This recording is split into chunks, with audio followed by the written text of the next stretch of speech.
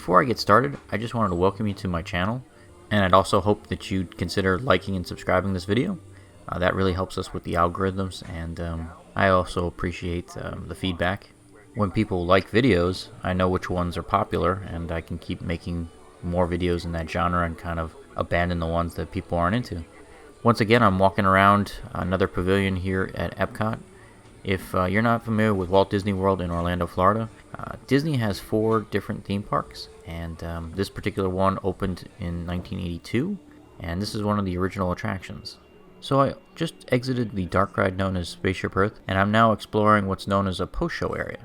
You see, here at Epcot, they have a lot of these post-show areas, which are basically exhibits and more interactive displays that are tied into the ride you just experienced. This is one of the more interactive ones. This post-show area is known as Project Tomorrow.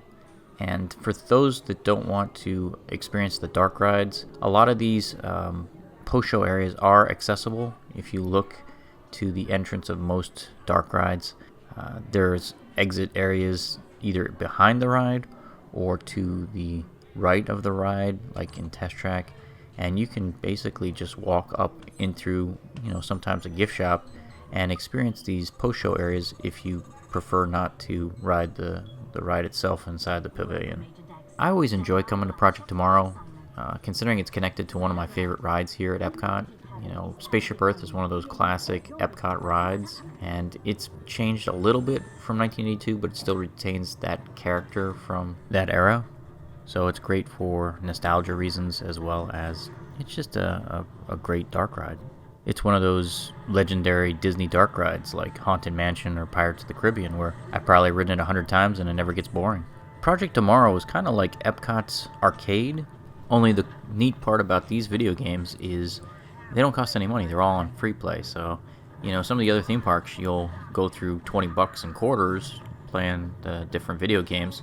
But here you can sit down and, play the racing games or the communication games. And, I realize kids probably won't be enamored because they'd rather play, Cruising USA or Pac-Man or something. And these type of games have less appeal to most kids because there's an educational component to it. One of the things you'll probably notice from the video immediately is there's almost no one ever here.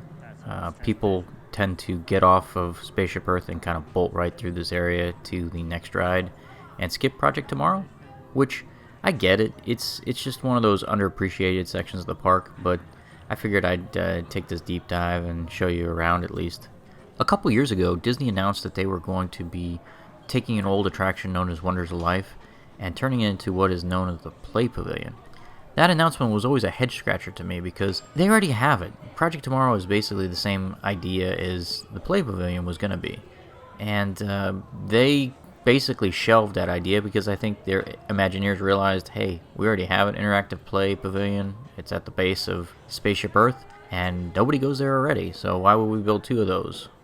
Honestly, I would like them to take that pavilion and put something in there, but the Play Pavilion really didn't make any sense. It was just too much overlap with Project Tomorrow, and we really could use another fun dark ride, I think. Maybe how about Horizons 2.0? Horizons was one of the best dark rides here at Epcot, and they closed it in the late 90s, and that absence has kind of been a drag on the park ever since. So once again, talking about Project Tomorrow is a lot of these exhibits, they aged quickly. For example, one of the things they have here is advanced medical diagnosis in the home, and it's pretty much just what became a smartphone app now.